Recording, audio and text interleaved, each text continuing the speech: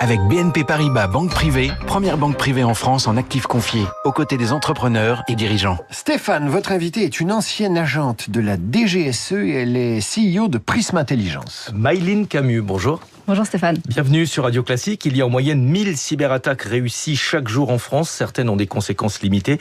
D'autres sont beaucoup plus graves car beaucoup d'entreprises ne s'en remettent pas et finissent par disparaître. Quel est aujourd'hui l'état de la menace ? Aujourd'hui, on pourrait mesurer une cyberattaque environ toutes les 39 secondes dans le monde. Et le prix pour une PME est d'environ 1 demi-million. Et pour une ETI, ça peut aller jusqu'à 13 millions d'euros. Donc finalement, c'est pas une menace minime. Elle est mesurable, elle est quantifiable et elle est bien présente. Vous avez le sentiment que le contexte géopolitique mondial a rendu cette menace encore plus importante ? Bien sûr, parce que le contexte géopolitique mondial va venir créer des instabilités, des incertitudes et forcément des failles, des moments charnières des entreprises où la menace peut s'instaurer. Et ça crée une menace qui devient hybride et insaisissable. Qu'est-ce que les attaquants cherchent dans les entreprises ? Est-ce qu'ils cherchent du renseignement économique ? Est-ce qu'ils veulent récupérer de la data ? Est-ce qu'ils veulent une rançon ? Donc de l'argent directement pour eux ? Tout dépend finalement de l'attaquant, mais ce qui est sûr, c'est qu'il va venir chercher les vulnérabilités d'une entreprise, s'immiscer et venir chercher ce qui est important, ce qui compte pour l'entreprise. Ça peut être financier, ça peut être du renseignement, des savoir-faire, en tout cas dans un objectif soit financier, soit de venir amoindrir et affaiblir la société. Est-ce qu'on sait identifier clairement l'origine des cyberattaques ? On nous dit qu'elles se sont professionnalisées, qu'elles sont désormais très organisées, qu'elles proviennent parfois d'un État. Or, on a vu récemment que l'attaque contre la NTS, l'Agence nationale des titres sécurisés, a été menée par un adolescent. Eh bien, ce type d'attaque, cette histoire-là de la NTS, elle montre un nouveau visage, finalement, de la criminalité en termes de cybermalveillance. Et ça correspond à ce qu'on appelle les menaces insaisissables. Aujourd'hui, remonter l'origine d'une cybermenace, c'est extrêmement difficile. Je vous raconte l'histoire d'un client que j'ai accompagné très récemment. C'est à peu près 700 000 euros de frais que lui a coûté cette cyberattaque. Et on a mené des investigations pour essayer de remonter à l'origine de la cyberattaque. Et malheureusement, c'est impossible. Et donc, il n'aura pas gain de cause et il ne retrouvera pas une indemnité. Oui. Est-ce que les entreprises sont conscientes du risque ? Est-ce qu'elles y consacrent aujourd'hui suffisamment de moyens ? C'est une question de culture du renseignement et d'anticipation du risque. Malheureusement, on est plutôt une société en réaction plutôt qu'en anticipation. Donc j'aimerais que les organisations qui nous écoutent aujourd'hui se donnent plus de moyens pour se protéger. J'entends le discours, la prévention coûte moins cher que la réparation. Néanmoins, on ne peut pas dire qu'en France, l'État montre l'exemple. Il y a eu la NTS, on en a parlé, mais aussi le ministère de l'Intérieur, avec la base de données de la police, les hôpitaux qui sont régulièrement attaqués. Exactement, d'où le fait d'avoir une culture du renseignement et de l'anticipation à tous les niveaux, que ce soit au niveau des acteurs économiques, qui sont sensibles, puisque c'est eux-mêmes qui sont sur le terrain de la guerre économique, et évidemment au niveau de l'action publique, où là, les administrations doivent aussi montrer l'exemple. David ? On a vu avec le Covid qu'il y avait de plus en plus de travail à la maison. Les gens emmènent leur ordinateur, des données à la maison. Il y a l'échange permanent vie perso, vie pro. Est-ce que ça rend les entreprises plus vulnérables ? Bien sûr, on est dans un monde qui est totalement digitalisé, on en fait partie, on vit avec cet univers, et ça crée des vulnérabilités. C'est donc malheureusement, encore une fois, quelque chose qui pèse sur le dirigeant, de prendre la responsabilité de former ses collaborateurs, de les sensibiliser à ces nouvelles méthodes de travail pour vivre avec son temps. On dit souvent que le risque, il est le maillon faible en matière de cybersécurité, il est entre l'écran et la chaise, c'est-à-dire l'être humain. C'est très vrai.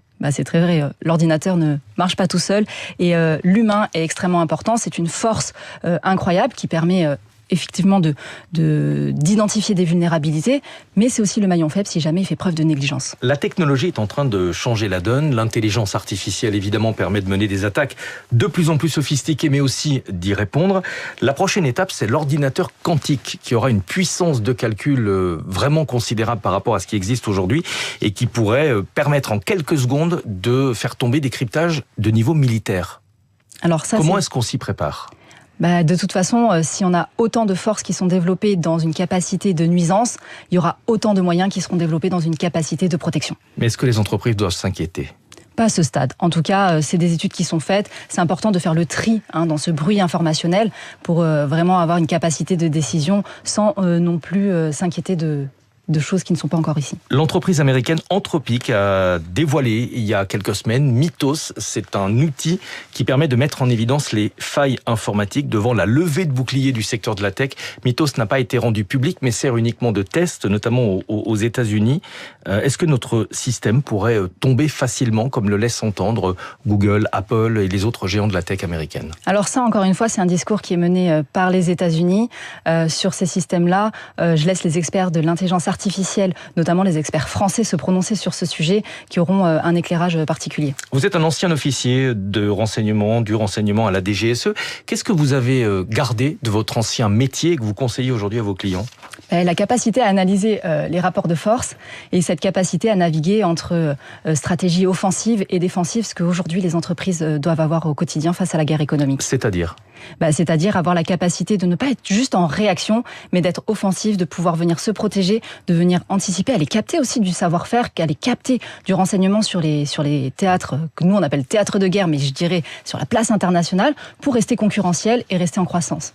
Vous les conseillez également en ce qui concerne leur ingénierie sociale. C'est-à-dire? Alors ça, c'est vraiment le maillon faible des entreprises, puisqu'aujourd'hui, on est tous connectés, on l'a dit tout à l'heure, et l'ingénierie sociale, eh bien, c'est la première faille d'une entreprise. Quand on ne fait pas attention aux actes réflexes des collaborateurs, quand ils ne sont pas sensibilisés, finalement, c'est une vraie porte d'entrée dans les entreprises. David? Beaucoup de collaborateurs aujourd'hui sont sur LinkedIn, ils y passent beaucoup de temps, au point de confondre LinkedIn et Facebook, et ils sont à la merci d'espions, de nouveaux amis qui, sous prétexte de les recruter, leur soutirent des renseignements.